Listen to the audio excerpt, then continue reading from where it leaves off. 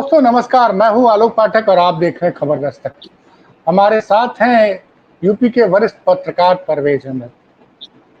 परवेज जी लगातार पिछले कई दिनों से मुझसे फोन पे बातचीत पे एक चर्चा कर रहे थे।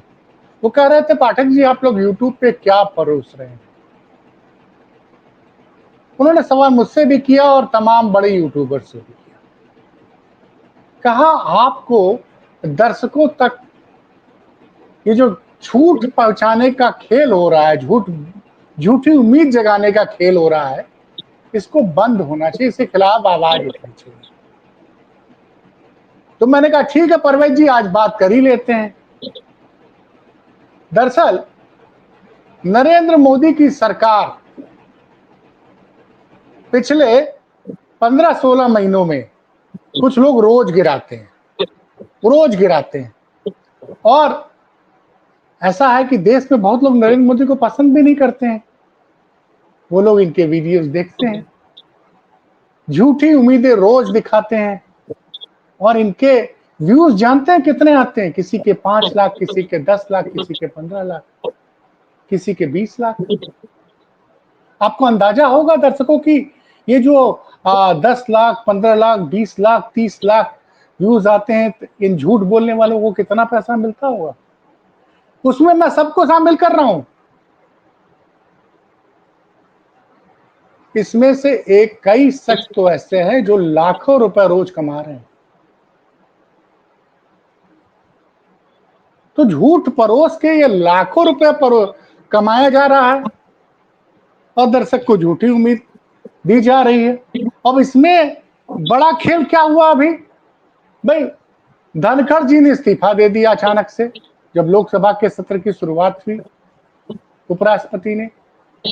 उसके बाद से भाई लोग शुरू हो गए। कुछ लोग तो सुबह सुबह 6 बजे ही आ जाते हैं और रोज बताते हैं जैसे चंद्रबाबू नायडू के दिमाग में क्या चल रहा है वो उन्हीं को पता चलता है। पहले आप दिल्ली जाते होते थे तो ट्रेनों से गुजरते तो लिखा रहता था रिश्ते ही रिश्ते, फलाने जी से मिलिए, याद करिए। या एक होता था कि अगर आपको कोई मर्दाना कमजोरी है तो फलाने डॉक्टर से मिलिए, मर्दाना कमजोरी। मैं इन चीजों का जिक्र इसलिए कर रहा हूं, कुछ इसी तरह का रोज हो रहा है यूट्यूब में। भाई साहब लोगों ने इतना जबरदस्त माहौल फैला दिया कि मुझे लगा कि इस बार तो लगता है कि चंद्रबाबू नायडू सरकार गिरा के ही मानेंगे। मैं खुद भी इस भ्रम में आ गया। ये तमाम दिग्गज लोग बोल रहे हैं, लेकिन भाई साहब जब कल नतीजे आए तो जो परवेज जी कह रहे थे वो सही साबित हो गए। परवेज जी कह रहे थे कि देखिएगा एनडीए का वोट बढ़ेगा, इंडिया गठबंधन का वोट कम होगा। मैं कुछ बोलूंगा तो मेरे कांग्रेसी समर्थक बड़े नाराज हो जाएंगे, लेकिन नाराज होइए।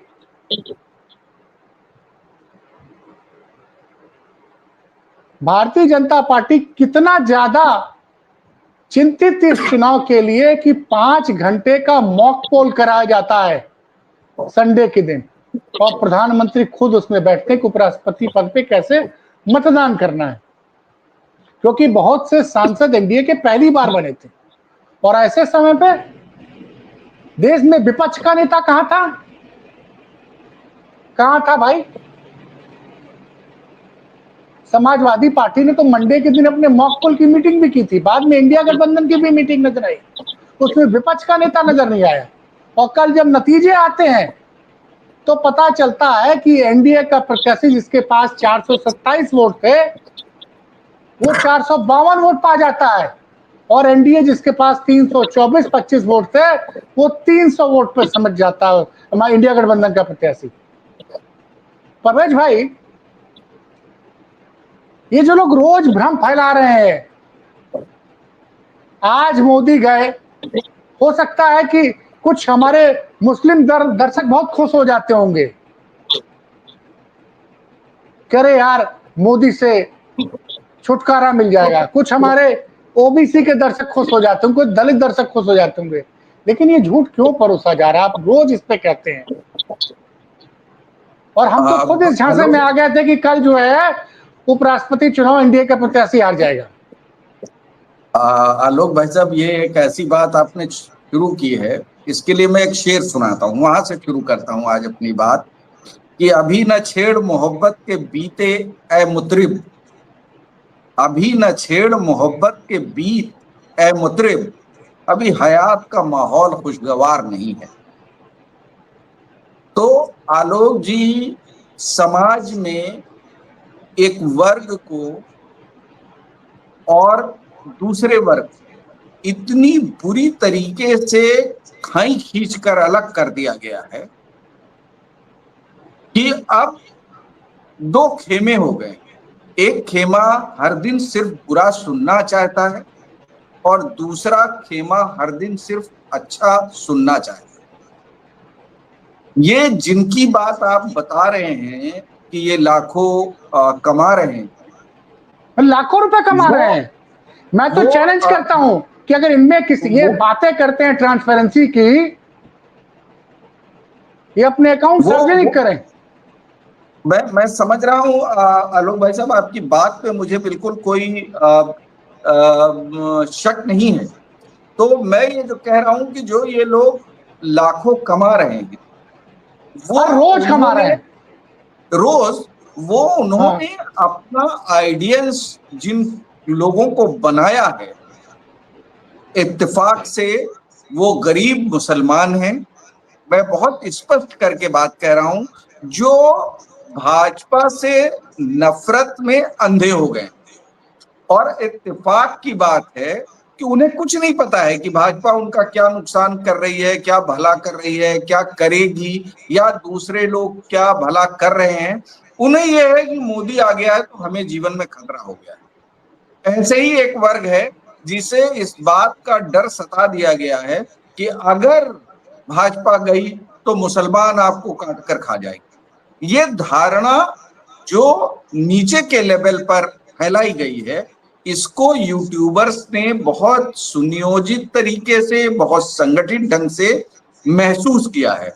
और ये वो वर्ग है जो दिन भर मजदूरी करता है, दिन भर 350-400 कमाता है। उसने गोदी मीडिया का एक भ्रम फैलाया गया और कुछ हद तक है भी, सच भी है। उससे उसने टीवी से लोगों को दूर किया, अखबारों से लोगों को दूर किया। तो अब जो 6 बजे ये लोग समझ के आते हैं, जिनका मैं वर्क कर रहा हूं, वो ये देखते हैं कि अरे कल मोदी की सरकार गिरने वाली।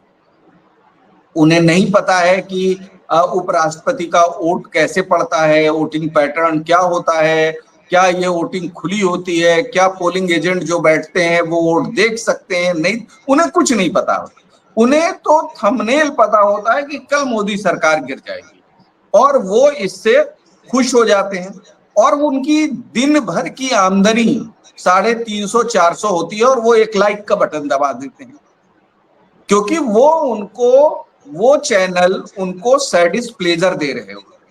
जो मन के भाव को, पीड़ा को, जो भी आदमी झूठा मरहम सही या नकली दवा लगा के कैंसर भले कर दे रहा हो लेकिन उस समय राहत देता प्रतीत होता है, उसको वो सब्सक्राइब कर देते हैं, लाइक कर देते हैं, और उसके बदले में उनके हाथ में क्या कहते हैं, लाखों रुपए पर डे लग जाते हैं और इनके हाथ से कटोरा रह जाता है। एक और शेर इसी पर सुना देता हूं आपको कि खून से जब जला दिया, खून से जब जला दिया एक दिया बुझा हुआ, खून से जब जला दिया एक दिया बुझा हुआ, फिर मुझे दे दिया गया एक दिया बुझा हुआ।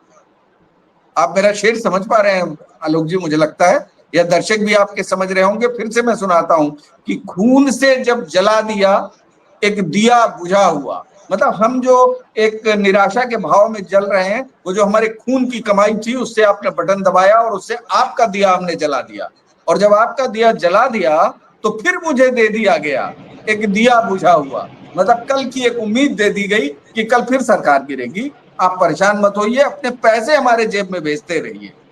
तो ये इस फलसफे को बहुत अच्छी तरीके से यूट्यूबर्स के, माफ करिएगा, एक वर्ग ने पूरी तरीके से महसूस किया है, और सुबह से शाम तक वो यही काम करते हैं। पेड सब्सक्राइबर के जरिए वो अपने जो उनका वीडियो होता है उसको ऊपर रखवाने की कोशिश करते हैं ताकि गूगल में वो ऊपर नजर आए। कुछ पेड सब्सक्राइबर और सारी चीजें ऐसे करके फिर भी वो 50,000 रुपए पर डे कमा रहे हैं। और ये 50,000 उन्हीं ये गरीब के होते हैं जो 50,000 नहीं, ये लाखों रुपए का विज्ञापन आता है साहब। अब आप वो लाखों की बात कर रहे हैं। मैं चूंकि यूट्यूब पर हूं नहीं और इसके एनालिटिक्स का मुझे बहुत नहीं, मैं बता रहा हूँ, आइडिया मैं नहीं है। आपको बता रहा हूँ कि अगर 1 लाख, अगर आपका वीडियो 1 लाख लोगों ने देखा और उन 1 लाख लोगों ने 10 से 12 मिनट तक देखा, तो आपको औसतन $30 से $40 की आमदनी हो जाती है। तो $30 से $40 अगर मैं आज की रेट में करूं तो 80 रुपए भी मानू, जैसे डॉलर इस वक्त 88 रुपए है, तो 3200 रुपए तो एक और दिन दिन भर में 3-3 मिलियन व्यूज आता रहा है। दिन दिन भर इतना मैं झूठ परोसा जा, तब मैं सोचिए। आलोक भाई साहब, आपके इस सच को 10% दर्शकों को भी और दूसरे दर्शकों को भी और खासकर मुसलमानों को भी इस बात को देखकर समझना चाहिए कि कुछ लोग आपको फर्जी मरहम लगाकर, कैंसरस दवाइयां देकर आपको तत्कालिक राहत दे रहे हैं और आपका खून चूस रहे हैं। और कुछ लोग सच बताकर अपनी आइडियोलॉजी का सच आगे रखकर आपको कटोरा हाथ में थमाने की कोशिश कर रहे हैं। मैं बार बार मुसलमान, दलित, यादव समाज जो पिछड़ा है, पीडीएस समाज, उनके दर्शकों से बार बार कहता हूं कि आप सैडिस्ट प्लेजर के दांव में मत फंसिए। ये झूठे लोग जितना खतरनाक आपके लिए कथित गोदी चैनल हैं, उतने ही खतरनाक ये कटोरा यूट्यूबर्स भी हैं। मैं नया वर्ड दे रहा हूं आपके लिए, कटोरा यूट्यूबर्स, जो आपके दर्शकों के दिमाग को गुमराह करके उनका खून पसीने की कमाई अपने कटोरे में भर रहे हैं। ये कटोरा यूट्यूबर्स से भी दर्शकों को सतर्क रहने की जरूरत है। अब वो समय आ गया है कि इनके झूठ का भी पर्दाफाश किया जाए। आलोक जी। परोज भाई, लगातार पिछले 15-20 दिन, 1 महीने से 3-4 लोग, मैं नाम नहीं लेना चाहता हूं, लेकिन वो लोग तो ऐसा माहौल बना रहे थे कि चंद्रबाबू नायडू के सांसद टूट जाएंगे और नीतीश जी के भी सांसद टूट जाएंगे। मुझे भी लगा, मैंने भी एक वीडियो गलती से बना दिया, और जब नतीजा आया तो पता चला, आपने देखा है कि एनडीए का आंकड़ा 427 से बढ़कर 452 पहुंच गया और इंडिया गठबंधन का 325 से घटकर 300 हो गया। और इसके अलावा कुछ लोगों के वोट इनवैलिड भी हो गए। ये क्या तमाशा है सोचिए, सर? आप खुद सोचिए कि 15 सांसदों ने, अगर ये राज कभी खुल जाए, और कभी ना कभी ये राज खुल सकता है, ये उन लोगों को जो सत्ता के गलियारे में हैं उनके सामने तो ये राज खुला हुआ है आलोक जी, उनसे तो छुपा है नहीं कि किसने इनवैलिड किया। लेकिन मैं जो सूचनाएं हैं इसकी कोई तस्दीक नहीं कर सकता कि जिन्होंने इनवैलिड किया है उनमें से कई बहुत हाई एजुकेटेड सांसद हैं। आप बताइए कि पढ़े लिखा कोई मतदाता इनवैलिड कैसे कर सकता है? उसको पता है कि टिक का निशान अपने वोटर के आगे सही का निशान लगाना है, उसमें साइन भी नहीं करना है, उसमें और कुछ नहीं लगाना है, केवल एक सही का टिक लगाना होता है, राइट टिक जिसको कहते हैं, और कुछ भी नहीं होता है। तो उसके बावजूद अगर उनके वो बीच में लगा दे रहे हैं, ऊपर लगा दे रहे हैं, आधे के खाने में लगा दे रहे हैं, जो आधा दूसरे दल के प्रत्याशी को जा रहा है, आधा दूसरे दल को जा रहा है, ये कोई भी सांसद ऐसा नहीं कर सकता है। और मेरा मानना है एक नया बहस का विषय हो सकता है कि जो सांसद उपराष्ट्रपति के चुनाव में अपना वोट इनवैलिड कर रहा है, वो 20 मतदाता का, जिसमें बहुत पढ़े लिखे लोग भी हैं, बहुत कम पढ़े लोग, वो नेतृत्व कैसे कर सकता है? चुनाव आयोग को, भारत के संविधान में, भारत की सरकार को ये विधिवत संशोधन करना चाहिए कि जो एक वोट नहीं डाल सकता वो 20 लाख की नुमाइंदगी कैसे कर सकता है? नहीं, मुझे तो लगता है उसको सांसद रहने का ही अधिकार नहीं होना चाहिए। जो आदमी ढंग से मतदान नहीं कर सकता है, जिसका वोट इनवैलिड हो रहा है, वो कैसे रिप्रेजेंट करेगा 20 लाख लोगों को। सही कह रहे हैं आप। एक उसकी आलोक तो उसकी सही का निशान नहीं लगा पा रहा है। अगर वो नहीं लगा पा रहा है तो डेलिब्रेट लगा रहा है तो कोई बात ही नहीं। तो ये सच भी सामने आना चाहिए कि हमने जिन्हें अपना प्रतिनिधित्व करने के लिए, अपनी बात रखे जाने के लिए, अपने रक्षण के लिए वोट देकर चुना है, वो वहां जाकर क्या कर रहा है, कौन है ये जिन लोगों ने इनवैलिड किया है, उन सभी जनप्रतिनिधियों को मुझे लगता है कि खुद से भी विचार करना चाहिए। उनकी अंतरात्मा की बात राजनीति में बहुत होती है, उन्हें भी अपनी अंतरात्मा में झांकना चाहिए कि आखिर ऐसा क्या है कि उनसे वोट इनवैलिड हुआ, और अगर हुआ तो क्या वो 20 लाख की नुमाइंदगी, जिसमें पोस्ट ग्रेजुएट लड़के भी होंगे, इंजीनियर भी होंगे, डॉक्टर भी होंगे, संभव है उस 20 में एक आध IAS IPS भी हों, और 8 तो विधायक तो होते ही हैं। तो ये सारी चीजों को भी एक नए सिरे से बहस होना चाहिए। बहरहाल ये मुद्दा अलग है, लेकिन अभी जो हम लोग यूट्यूबर्स पर बात कर रहे हैं, जो लोग ये झूठ परोस रहे हैं, उनकी जवाबदेही भी तय करने का समय आ गया है। आप आलोक जी ये समझ लीजिए कि ये जो विद्रोह हो रहा है पहले शुरुआत आप देखिए श्रीलंका से हुई, फिर ये मामला बांग्लादेश में आया, फिर ये मामला जो है नेपाल में आया। तीनों के आंदोलन का नाम अलग हो सकता है, लेकिन आंदोलन का पैटर्न और उसका परिणाम एक जैसा है, कहीं इसमें बदलाव नहीं है। और आज तो चौथा राज्य भी पश्चिम का समेट में आ गया। फ्रांस में भी वही हालत है आज के दिन में। वहां कितना आगे बढ़ेगा ये देखना होगा, लेकिन आप देखिए पैटर्न में कोई बदलाव नहीं। तो और इसमें एक कड़ी सोशल मीडिया भी है।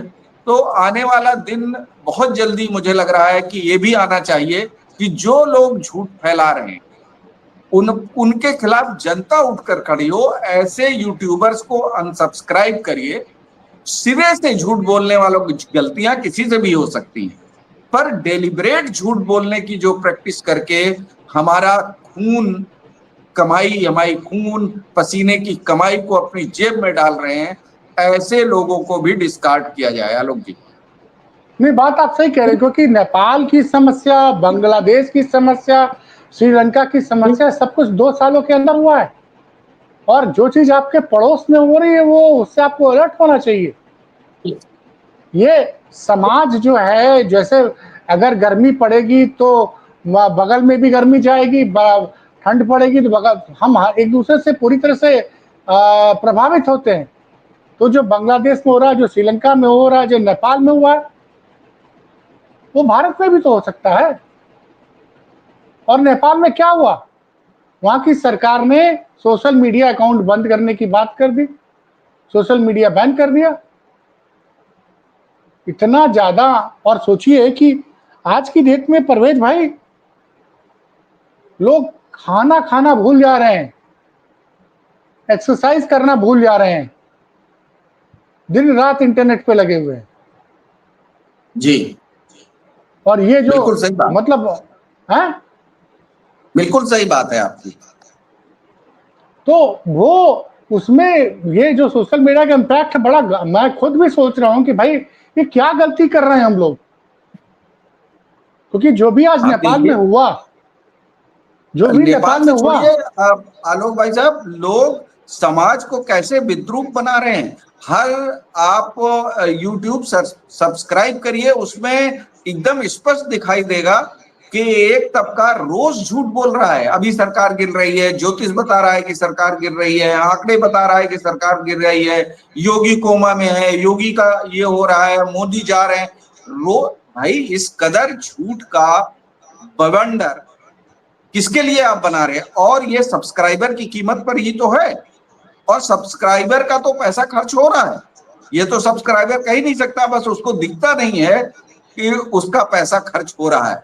उसका डेटा, उसका इंटरनेट, उसका सिस्टम का पैसा तो उसी के खाते से जा रहा है, वो उसी की तो पूंजी है। डेटा नहीं, और तो विज्ञापन का मामला है। लोग इसको समझ नहीं पा रहे हैं। मन मस्तिष्क में आप देखिए कि झूठ परोसने की मशीन के जो YouTube है, आप ज्यादा से ज्यादा बार देख लीजिए, उसका क्या कहते हैं, इंटरनेट का जो एल्गोरिदम है, वो बार बार झूठे वीडियो ही आपके सामने लाता रहेगा। तो वो तो वही करता है, आपकी वो तो आपका AI से मानसिक शोषण भी हो रहा है। आलोक जी, ये मानसिक शोषण का भी विषय है कि आप मानसिक शोषण कर रहे हैं किसी भी व्यक्ति का झूठ बोलकर, क्योंकि वो बार बार आपके भरोसे पे उसे क्लिक कर रहा है और आप उसको रोज झूठ परोस रहे हैं। तो सच परोसिए, सच के करीब रहिए।